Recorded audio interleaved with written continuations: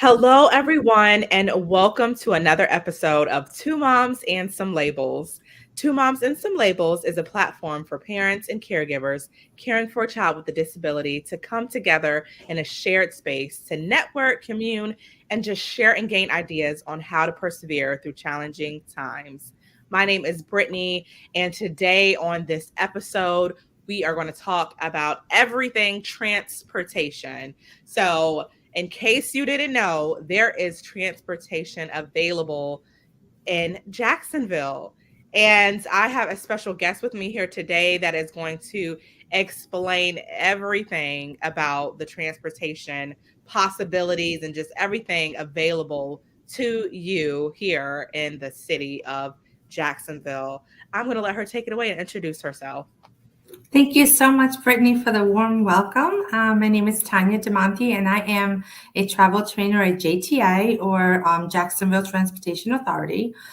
And what that really means is basically, in a nutshell, my job is to connect the community to the services provided by JTA.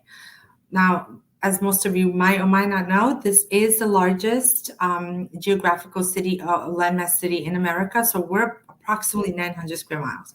So in and of itself, it is a challenge to navigate the city via public transportation. Think of it as like 5 cities in one, right? And then we have that massive river that kind of splits the east and west side of the city. So yeah, public transportation can be challenging. However, we have you covered, and that's what we will be discussing in a few. So the essence of this interview is hopefully to shed some light as to how you can navigate, where to access your resources, and just basically try to make some clarity of how do public transportation work in such a huge city. Yes. So I know that a lot of times that I hear a lot of parents not being able to get out of the house, not being able to take their children to different places, or having problems, going to appointments and things because they don't have the transportation. And so I think this is a very important topic to discuss with our listeners because we want to make sure that everybody is living a productive life and being able to get out and interact and socialize with others and being able to get to those important appointments or wherever else it is that you and your family may need to be able to go. So this is why I have Tanya here with us today, so she can break down the perks of the JTA program. And so Tanya, can you tell us a little bit about yourself and how you got into being a travel trainer at JTA? Yeah, I wanted to. So I'm originally from New York City, so I'm very familiar with public transportation, which makes sense as to why I would be in this role. I used to love public transportation back home. A, you really kind of must rely on it, and B, it was my downtime. So I see public transportation in a very positive light. I don't really see the sort of and so I'm part of my job as it is now. Part of my goal in my job is to make sure that people kind of see it in that light as well. So then I decided, you know what? I've been working for global corporate most of my career. Once I moved down here, I thought, I think I'm going to switch over to, the government world. And I just applied basically. And so I had not quite an idea what I was getting myself into, to be honest. I liked the sound of the job. I liked the social aspect of it. And then I came into the role basically. When I first came into it, it is an essential role in a transportation authority because, well, for 2 reasons. One, you have to find it's to, especially for the special needs people, you have to be able to give them that extra help to navigate around if needed, and also to connect the community to the services. And in a city like this, my job is super. It's been taken off like, spreading like wildfires, if you will, ever since it's been reestablished. So it used to be outsourced. Then it was temporarily brought in-house. Then COVID happened, put everything on hold. The previous teams faded out. And so then I came in to kind of reestablish the department. Bit of a challenge. I took whatever pieces I could find from, previous staff. And then I just kind of decided to give it my own spin based on my own knowledge of public transportation. Seems to be doing great. It's been growing. I've been doing it for almost 3 years now. And yeah, it's been steadily picking up speed. I mean, it is very important to have that push and pull mechanism where one, is to create the awareness like this and kind of clear a lot of doubts or questions that people might have. And the other is to basically show, take you. So what is travel training? It works in one of two ways. It's either on a one-to-one basis or in a group basis. If we were to work as, let's just say you're a school or you're some kind of extended program or transition program for special needs students, so some form of organization slash school, right, where you have these students, I could take all the staff, the teachers, educators, and the students on like almost like a field trip day. That would be considered a group setting. And so we would pick a route, like usually try to pick an easy one. We go on the bus together, then we usually give it a break. It's always good in the special needs world to give it some decompressing time. We'll take a little break, have a nice little lunch. Usually we'll pick, I don't know, like a Wendy's or Chick-fil-A, whatever your preferences are. We'll have like an hour downtime, and then we return again. So they have a way of knowing like exactly what is it like to ride the bus? What is it like to call customer service? What is it like to look at the My JTA app and use the app to know exactly where I am on the map? What's it like to plan a route? So all the soup to nuts, like all the know-hows of how to ride that particular service. And travel training is currently offered for the fixed route bus system, the Skyway, and the ferry. Soon to come, the autonomous vehicles. They should be launching in summer of 2025. So yeah, basically any service that we own, the JTA is, we own all of that, but the ones that we own and operate, those are the ones that I can freely offer. There's a very small charge for the ferry, but I think that's just a really cool service. And I think it's nice to kind of expose people to it. I don't know how many people are even aware of the fact that we do own the ferry and how we operate it. So, and it's just a nice change in pace, so yeah. So I've been pretty busy. My books have been pretty filled, but I'm always open to take on new business and help as many more people as necessary. Yeah. And I mean, that is awesome being able to teach individuals, especially with special needs, about the transportation program, especially when they want to have that independence. And then it could give their parents or caregivers just like a sense of security, knowing what's going on the bus, how it works also too, and how they will be safe while on the transportation. So I think that is an awesome idea, and this is a great program. So if you said you do individual rides and then you do groups. Yep. So if someone was booking an individual ride, how do they go about doing that? Do you come to their home? Do they have to come to you? How does that work? So in preference, there has to be like a screening process or like an interview process, if you will. Same thing happens when you go for the connection or the connection plus, which is the special door-to-door service, that ADA paratransit service that JTA offers. For that one, we would ask you to come to our headquarters building that operates that particular division, and so they go through that process. For me, I prefer to meet. I'll meet you somewhere in the middle, like depending on what the needs of that particular family or that particular person are. For the most part, I invite people to come to JRTC so you can actually even see where the buses are running from, and I try to give you a mini tour of the JRTC. Stands for Jacksonville Regional Transportation Center. So that basically we are headquartered in Jacksonville, but we have vehicles that go regionally from our headquarters to the neighboring, so like Bakers County, Nassau County, St. Johns County, so to the neighboring counties. So we're regional, and so yeah, I think it's just a nice place to meet. I usually take out a conference room, and then we go through the prompts. I walk you through it. I help you fill out the forms. I just kind of try to gauge, like, what am I dealing with? What are the disabilities? Is it physical? Is it mental? Is it a combination of the two? Whatever it is that I'm dealing with, and also just help you fill out the paperwork. So it's nice to come here, but if not, I can always meet in like a shopping center. I don't know if there's a coffee shop somewhere, that is like safe for both parties. closer to the residents. I mean, for the most part, it's worked out fine for people to come to the headquarters here and fill out the paperwork, and also to get a gauge of like, where do the buses go? How does, what does it look like? What does this actually bus station look like? And at this JRTC, we also have the Skyway, which is on the second floor. So you get to see what the Skyway looks like and where it starts from and where it ends. And you get to learn a little bit about it. So it's nicer for most people to come here as an introduction or like screening interview. But if not, I'll try to be as accommodating as my schedule allows me to be.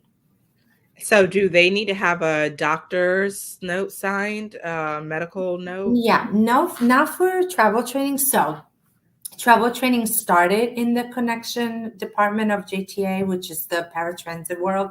So once upon me, like I said, 3 years ago, when I first started this, it would have been just for special needs individuals. But now, so our visionary CEO decided, you know what, let's open it up to the community. So now it's open to pretty much anyone. So like say, if you wanted to learn, Brittany, how to do it, I could teach you as well. So now it's open to the whole community. It's open to seniors.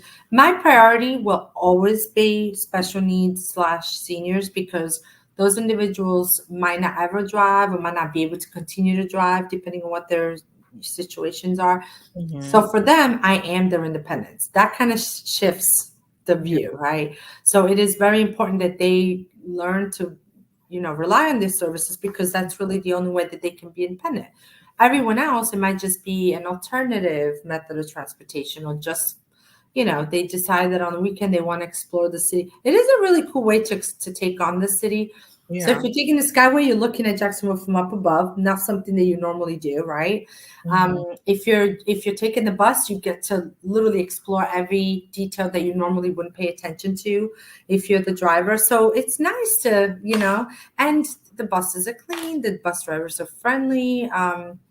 It's just, I tell people we have free Wi-Fi on the buses.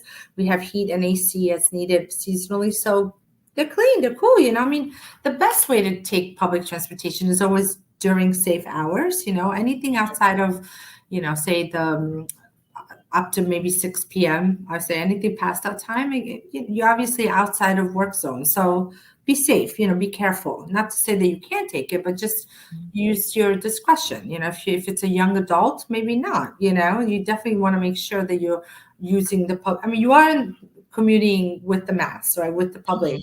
So just use your common sense in that regard. But other than that, yeah, it's great. And once people break the ice, which is part of travel training, then they realize, oh, okay, this is not so bad after all, So when the individuals come for the travel training, if they're like visually impaired, are they able to have an aide or someone to help them? Or if even the individual just needs to have like a caregiver or aide with them, can they have the aide with them traveling? Yes. So because, it's funny you should say that. I feel like in the 3 years that I've been doing this, I feel like now there seems to be a growing, like that demographic is growing. I don't know what's happening. I don't know if it's because more and more, vision impaired people moving into the city. I didn't see it as much at first, but now as of recent, like this last year, I want to say, I've seen the need for that demographic to cater to that demographic to grow. Now, here's the situation. I wanted to take on the vision impaired myself. As it turns out, it is a very rigorous and like very lengthy training to become they call it a mobility aid, I want to say, for the vision impaired.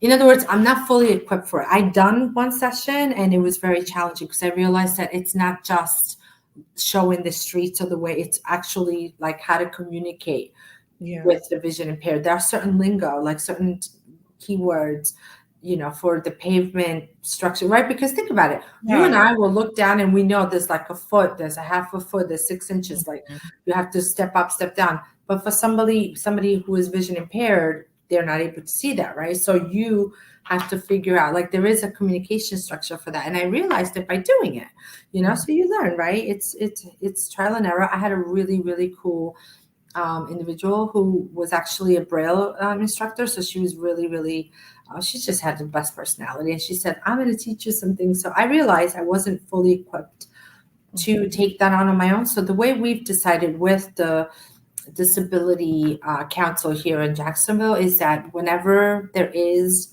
and actually comes to find out, we have a lot of different organizations that do that, but basically whenever there is a vision impaired person, I would couple with, you know, the one of the different divisions that operates, or wherever division that this particular individual would belong to, and we would do it together, so that they would have their vision impaired aid along with the travel training. We would do it together, like as a team effort, just because the needs are a little bit different than just a regular disability. And so is there like a fee or anything like that to do? Nope. Travel training is completely free. As a rule of thumb, we have number 5 is a week, so it will be 5 sessions. But I've had people that are young adults that are on the spectrum. They needed more than 5 sessions to really master their route. Then I extended my time. So I don't cut anybody off. I am very nurturing in nature, and I believe that they need to get, like, my goal is to literally see that person go from scared to death to get on the bus to successfully conquering that and feeling empowered and wanting to continue riding the bus. So I'll do whatever it is it takes, to make sure that we get to that point. And I've done it. I've done some time. I've had to do double the sessions. Obviously I am pretty busy at this time as I'm spread pretty thin, but I always make my individuals a priority, especially once we start a session. So that's really just per person, but really 5 is a key number, up to 5 sessions. Sometimes even just 1. It depends on what the needs are. If you absolutely need to learn a route and you don't think that you've mastered it by like 1, 2, or 3 times, we'll do it as many times as long as you feel confident, because eventually you're going to have to do it on your own, right? Yeah. So what if there's like an emergency or something, if the individual doing the travel training has an emergency? Are there any kind of precautions or steps in place for emergencies? Well, all of our buses are they are videotaped, so there's recording, number 1, and number 2, anything ever happens like this, we can always call to base, and so we can get assistance once on the bus, so that you're always covered. Any emergency of any kind, our bus drivers are, they're prepared for that, and we have ways of calling for help, so to speak, right? But on the road, it's always advice. So like I always try to give a little checklist. Make sure you take your medication. Make sure you take water. We prefer not, eating on the buses, but definitely have water. If they must have I believe in breaks, especially with special needs. I believe in breaks because they need to decompress. They process things at a different pace, and I don't like to ever, rush them, right? So I'll give you a little checklist, like have an umbrella if it's raining, have, a hat if it's hot or if it's sunny. But if there should be any kind of emergency of any kind, well, we need to have a parent or somebody that is, obviously I can always call 911. That's not the issue. But outside of that, there should be a reference of a parent, a guardian, a teacher, or somebody that we can refer to. And I usually work with that person with that student. So for instance, I work a lot with, like, say, the Alton Road Exceptional Student Center, Palm Avenue, whichever school I'm working with, I have a contact. They know that I have that student and that we're on the road. It's not like a guess. So anything should ever happen, I can always refer back and say, hi, what do I do? Or that kind of thing. And so do you guys transport students to school? Well, to like work? I teach you. So whatever the needs teaching them how to do it. But are there buses available to transport the students to school? Well, they would have to learn how to take the particular route that could take them.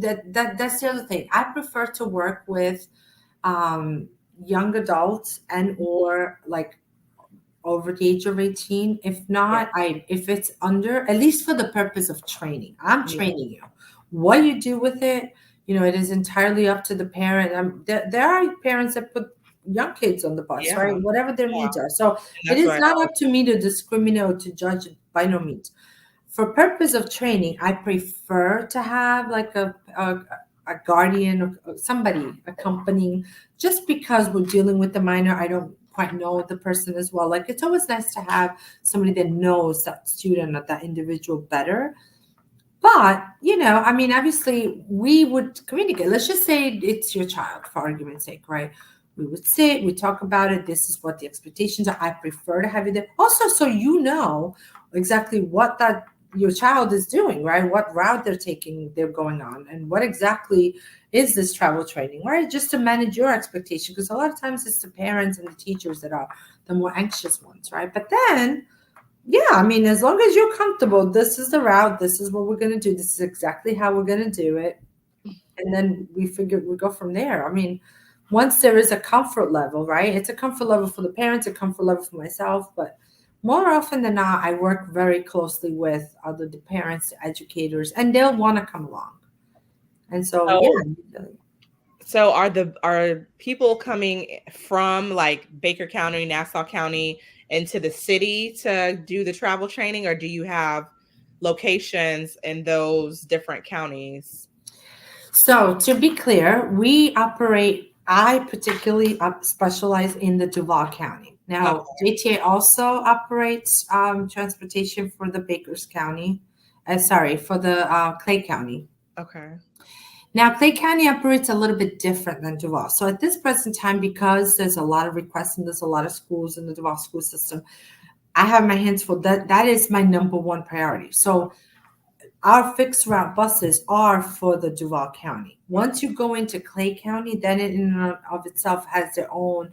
I provide you the resources. I'll give you pamphlets for how to get in touch and operate the Clay County. Eventually, hopefully soon, as travel training will grow and hopefully I could have more personnel, then when and if the need comes where I'll have. So I'm noticing, for instance, maybe it's an economy thing or just a trend that seems to be that a lot of families are moving to, say, the Clay County area to reside in, but then all the resources are out east. So how do we bridge the gap, right? So basically, it's like at that point, it's deciding where exactly are you? How do we get you to I operate the bus system in the Duval County, you see, and it cuts off as that 32244, I believe. I believe it's the Orange Mall. Yeah.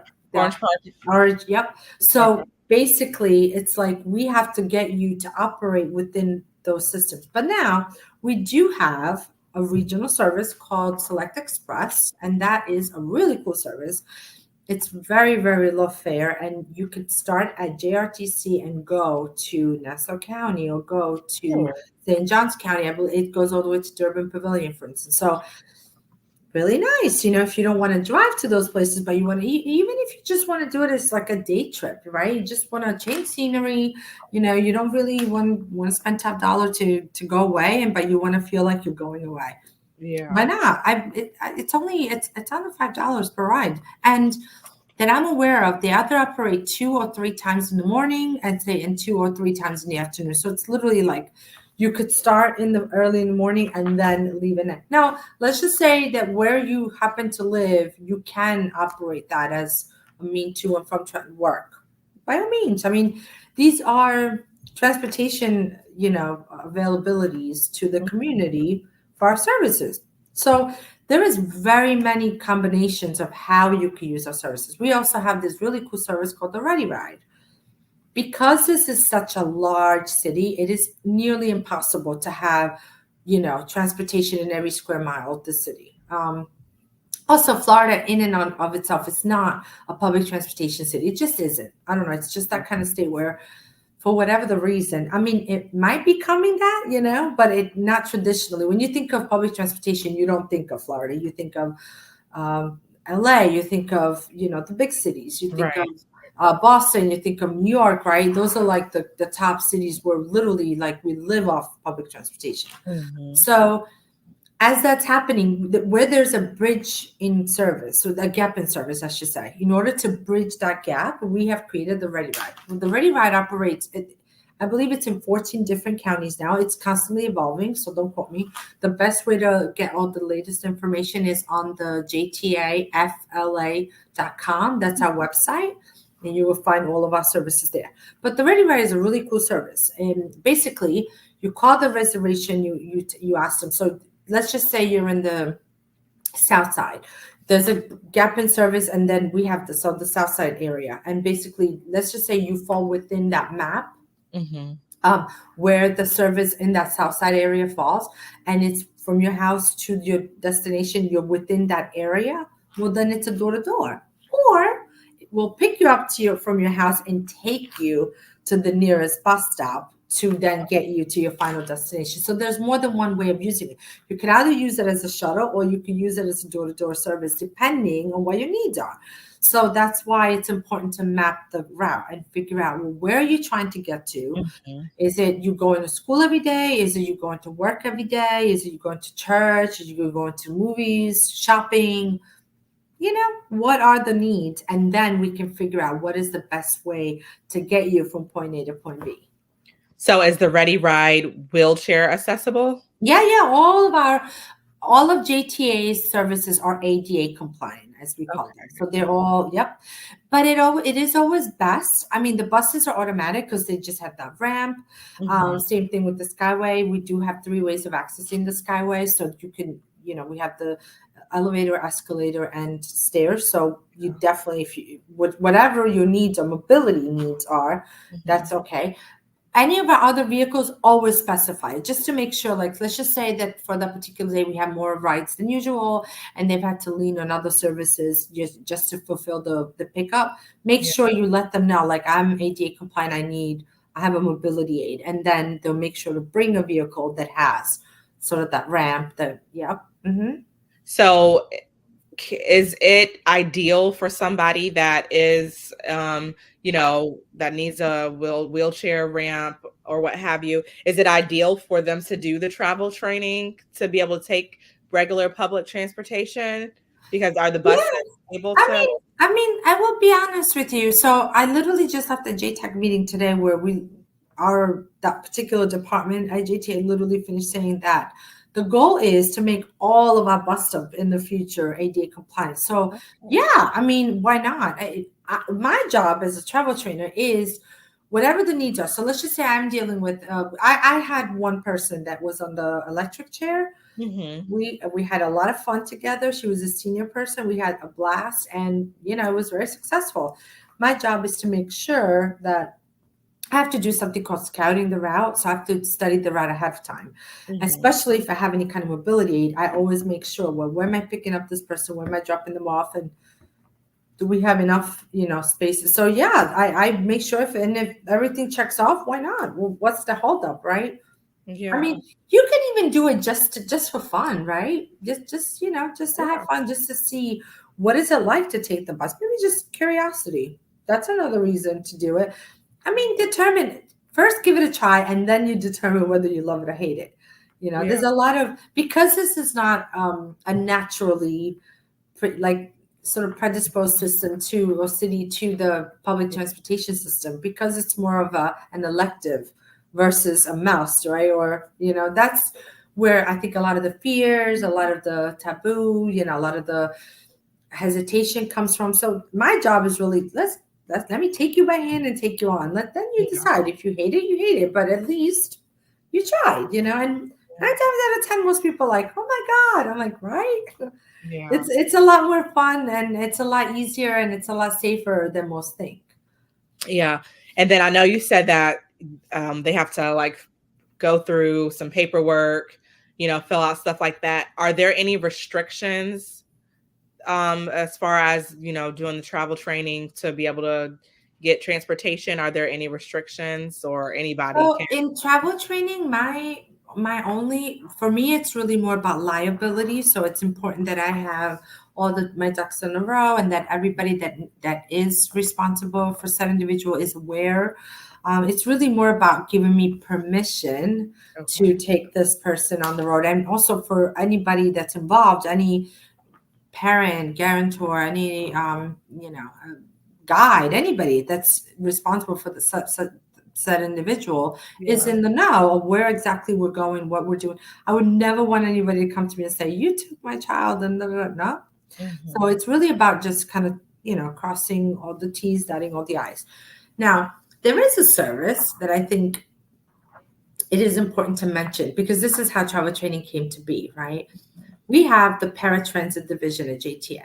Most transportation authorities have that. It is essential. We happen to have a pretty sort of growing one. It's a big presence. Most people know about it. It's not a perfect science simply because it's what I like to call the growing pains. It's still evolving, right? Just much like travel training, as you start to evolve and as the influx. So I ask for patience, right? You have to be patient with a service like this, because it is amazing when it's working properly, but Mhm. it's going to have its hiccups. For the most part, it's an amazing service. That's what I want to say. I don't want to sugarcoat it 100%, make it seem like there's no problems. Of course, problems will be there, but it is an amazing service. So if you are on the regular connection, it's a very, very nominal fee per ride. And those drivers are equipped to handle the vulnerable. They're equipped to handle special needs. They're equipped to handle seniors. So that's an amazing service. Now, what happens is when you sign up to Connection, you are accepted into the system Mhm. and you are part of sort of the membership. Let's call it a membership, right? Then automatically you get a star card. That's when I come apply, because the star card is the bus card.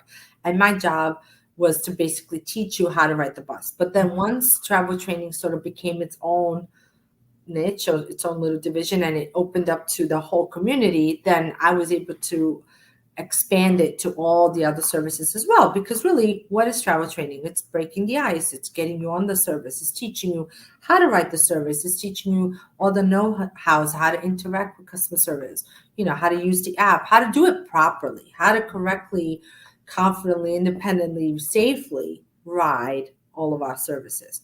Mhm. So that's how it started. Its origins came from Connection. Now, Connection have their own set of rules. They have their own guarantors. They have a medical facilitator. So you, in a nutshell, and I'm literally just glazing over it. You would Mhm. call up the customer service line for Connection. You would say, "Hi, I'm interested in getting my child, my whoever it is, your son, your grandmother, your mother, whoever it is that you're looking to enroll, right? I'd like to get them enrolled into the service. What is the process?" So they'll send you a form.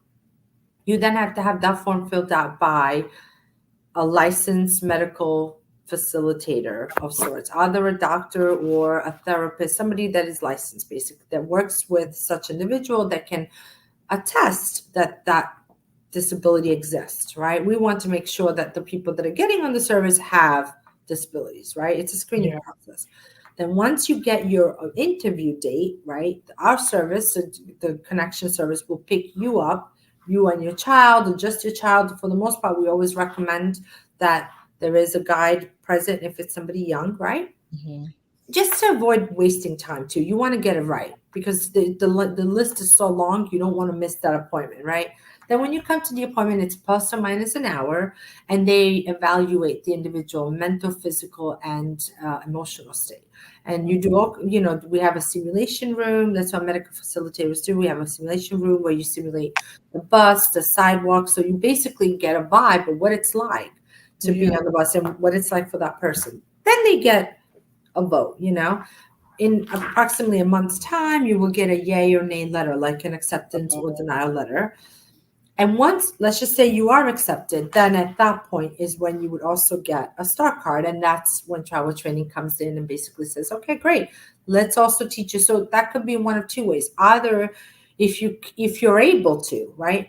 The only thing that would deny somebody from coming to travel training is, are you okay to be in public and not feel vulnerable? Okay. Are you okay to be, are you okay to navigate on your own in public? Because Connection, you're supervised, video cameras, driver, right? Right. If it's a share ride, you can have other drivers. So it's a little bit safer in that regard. The bus, it's you and the public, right? So those are the criterias in a nutshell.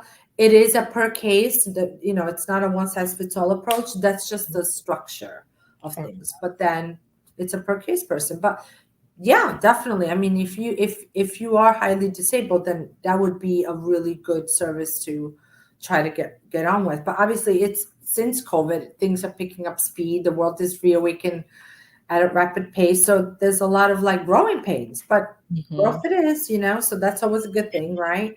Um, Yeah. We also have a Connection Plus. That's like if you live outside of the city limits, we don't exclude you, but then that's a different sort of service that we lean on in order to get all those rides in as well. So it's much more detailed. You can learn a lot more about it from our website, JTAFLA.com. And it's very easy to navigate the website, and that's where you can learn all about the paratransit services. And so, if an individual or a school, if they're interested in starting the travel training, how do they do that? Well, so if it's the best way is to reach out and basically just say, hi, I heard about you. I saw, I don't know, maybe I received a pamphlet from you, wherever it is that they heard about the service, right? Whether it's on the website, whether it's through an event, whether it's through this, right? And just basically say, I am interested in learning how to get from home to my job, for instance, or from home to school. Mm-hmm. Great. And then we would meet, and then we would start the screening process. Well, I can also, so travel training is in person, but I can also map out that route for the person. That's also travel training. I don't always have to meet the individual. It could just be a route. Maybe you just want to know how to get from point A to point B. You don't necessarily need me to take you by hand. So that's part of travel training as well, So basically at that point, yeah, I would map out the system. My job is always, my goal, I should say, is always to try and make it less transfers, so it's easier, because transferring is where things get a little more challenging. But basically, I would find the easiest, safest route. And then, and then we go from there. You tell me whether you want to come and try the route or if that's good enough. Awesome. Yeah. So, in case you all didn't know, now you have a little bit of information or a lot of information about the plethora of programs that JTA has available for individuals with disabilities to be able to go out and get to point A to point B, to just explore, have a social outing, if you need a breath of fresh air. I mean, you can use this program for so many different things.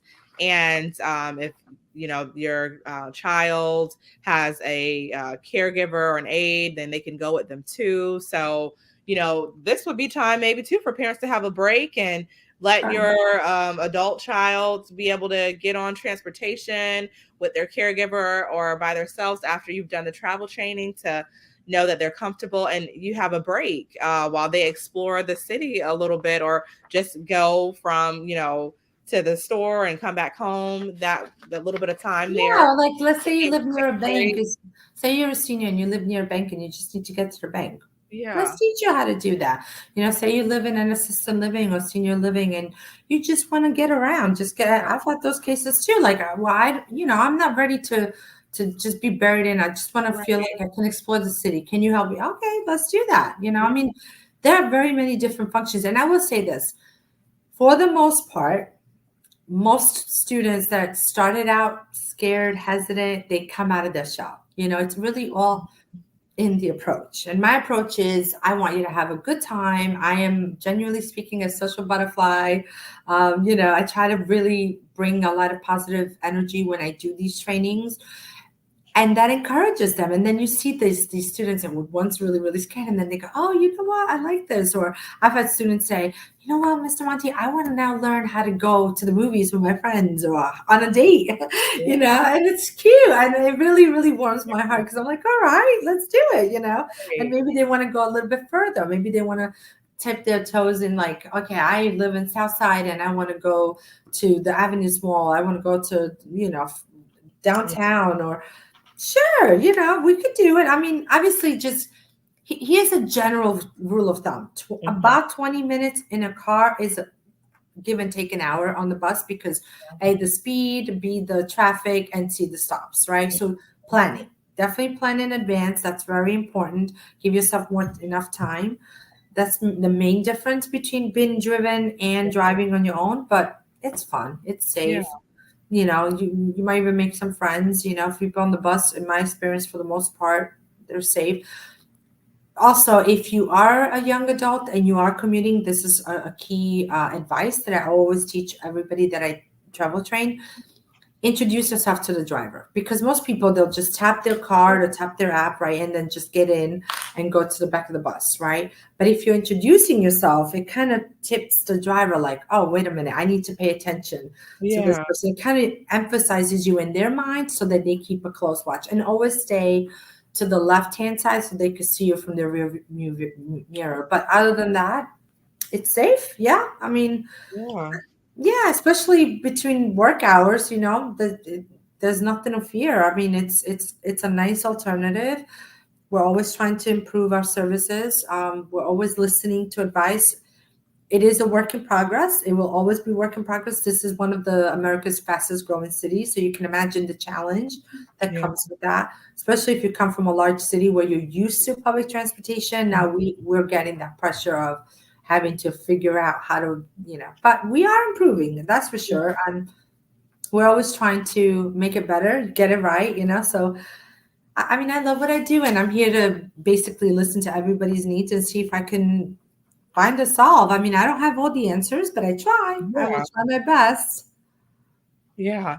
And so, in a nutshell, wrapping everything up for you guys, the travel training program is available, and it's going to help you with bus I can't even say that word. Familiarity, yeah. Familiarization. Yeah. Okay, familiarizing yourself with the bus, and then reading bus schedules.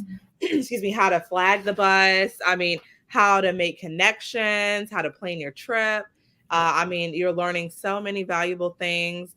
And so should they reach out to JTA, go on the website, or should they reach out to you if they're interested in the travel training? Well, if you're interested in travel training, you can email me directly.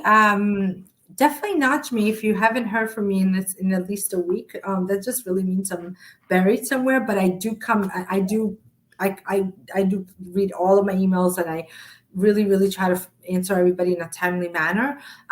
Some seasons are busier than other, I should say, So, Yeah. but yes, for sure. So you can email me directly. So it's tdamanti at jtafla.com. And or you can reach out to customer service. It's 904-630-3100. And they can also connect the dots to whatever questions you have. If you have any questions about routes planning or just the bus stops in general. So that's always a really good general number. They literally funnel all the calls to the appropriate department, so they're great. I mean, by all means, I think everybody should try it. It's great. My job is to turn those frowns upside down and make sure that everybody really enjoys it, especially the Skyway. I think it's a very cute service. It's a little bit like a ride just because it sits so up high, but it's a fun service, and we always have a great time, honestly. For the most part, most of my students, they love it, and then I have the teachers that come back with their next group of students. So I do have some really solid established relationships with a lot of the schools in Jacksonville. But I'm always open to, anybody else. I feel like a lot of people are not even aware that the service Right. exists. Right. So my job is really just to let you know I'm here. I'm here to assist as best as I can. I'm super busy, but never busy enough. So, and I look forward to making everybody feel happy and comfortable taking the public transportation and just putting it in a positive light. It's not as bad as you might think, Right. It's like anything in the world. I mean, if you take things at a weird time, then you're at your own, sort of devices. But if you're taking it you're okay. You're going to have a lot of students that take the bus during that time. You have a lot of seniors. You have a lot of workers, Yeah, and it's fun. And so if you would like to do travel training and learn more about the travel training and even any of the other programs that are in JTA, if this program you don't feel like fits your needs specifically, like Tanya was explaining, all of the other programs that are available to individuals with disabilities, it's from visually impaired to individuals in wheelchairs and all in between. So all your needs are able to be met with all the different programs available within JTA. And I mean, I am sure that Tanya would love to be able to assist and direct you in the right direction. Or you can go to the JTA website and call that phone number also too, if you have any other questions about programs available, so that you guys can make sure you're getting outside and getting to and from your destinations and just exploring Jacksonville, and knowing that you don't have to, just stay at home. You can get on Right. the transportation Yes. system.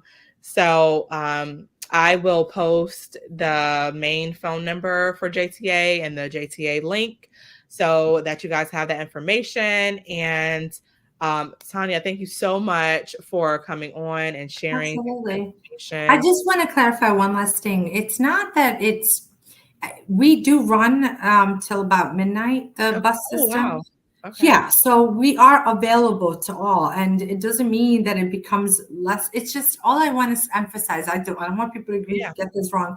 From till midnight, and then we start again at 5 a.m. So they run almost continuously. For their child, and your child best and what they can handle. So, Absolutely. you make sure that you get all the information that you need. Mhm. Talking to Tanya or going on the website and getting that information and taking the ride with your child to see how the system works. I think that would be the best thing to do.